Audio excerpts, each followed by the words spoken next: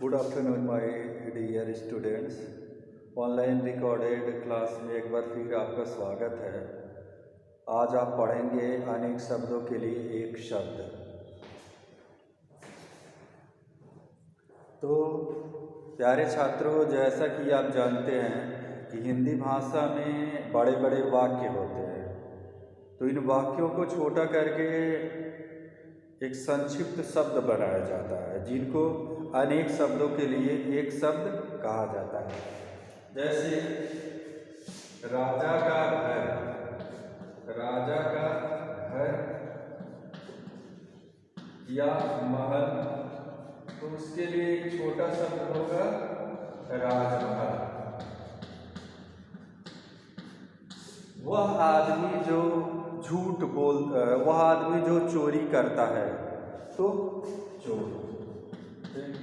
दूसरा, ऐसे ही एक विज्ञान से संबंध रखने वाला, कौन विज्ञान से संबंध रखने वाला है? एक छोटा सा शब्द होगा वैज्ञानिक। वह घर जिसमें भोजन बनता है, कौन सा घर है भोजन बनता है जिसमें? रसोई घर, एक छोटा सा शब्द। वह वस्तु जिससे लिखा जाता है उसको कहेंगे लेखनी।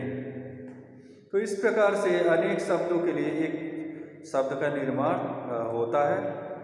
तो आप लोगों के पाठ्यक्रम में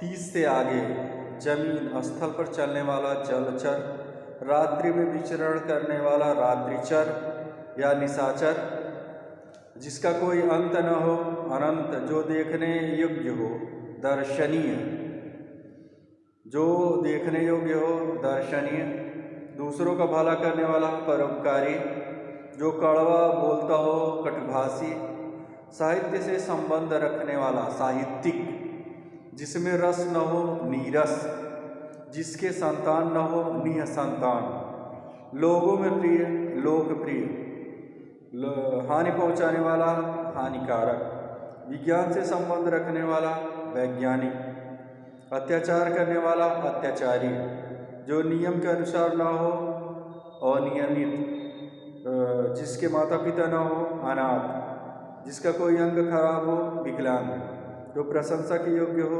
प्रशंसनीय, जिसे परवाह न हो, लापरवाह, बुरी गंध, दुर्गंध, देश विदेश में घूमने वाला, पर्यटक, आमों का बगीचा, अमराई। तो इस प्रकार से आप लोग अनेक शब्दों के लिए एक शब्द को आप लोग पढ़ लेंगे।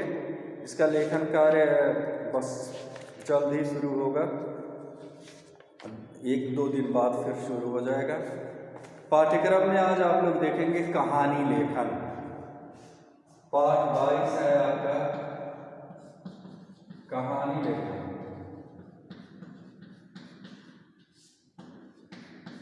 कहानी लेखन, तो कहानी जो है वो साहित्य की एक विधा है। विधा मतलब साहित्य का एक प्रकार है, जिसके माध्यम से पुरानी चीज़ों को हम कथा के माध्यम से आने वाले पीढ़ी को सुनाते हैं।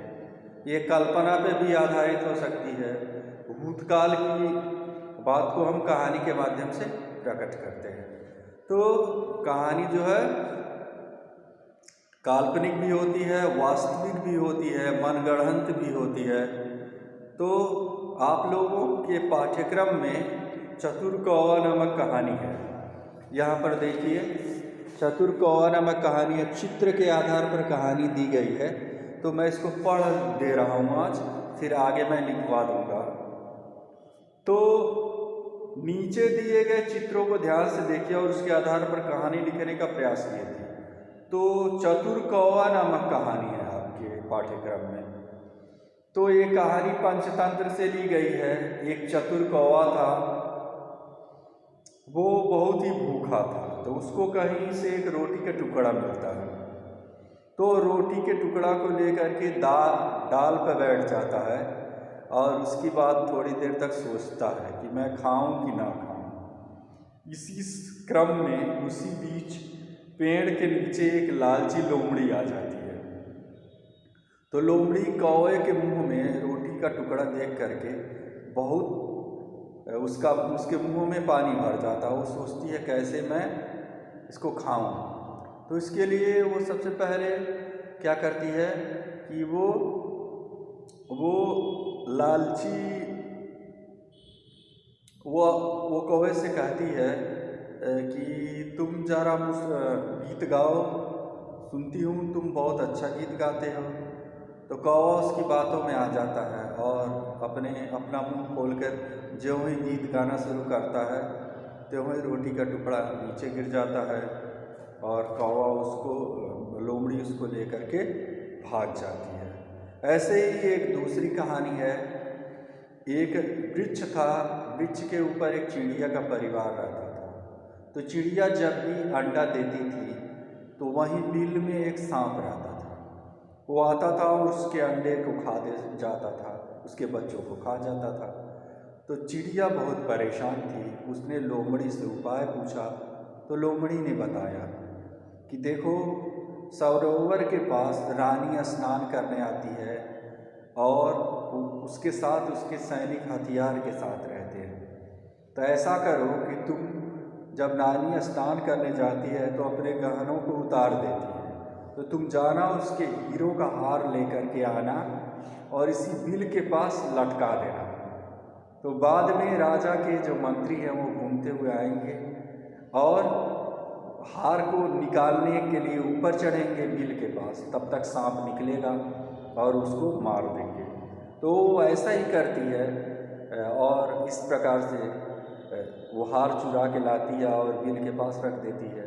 और बाद में जब राजा के सैनिक पीछा करते करते आते हैं तो वो सांप के बिल के पास पाते हैं और उसको जान से मार देते हैं सांप को। इस प्रकार से चिड़िया का परिवार बच जाता है। तो प्यारे छात्रों, ये सारी कहानी आप लोग आगे लिखेंगे और पढ़ेंगे। धन्यवाद। Thank you.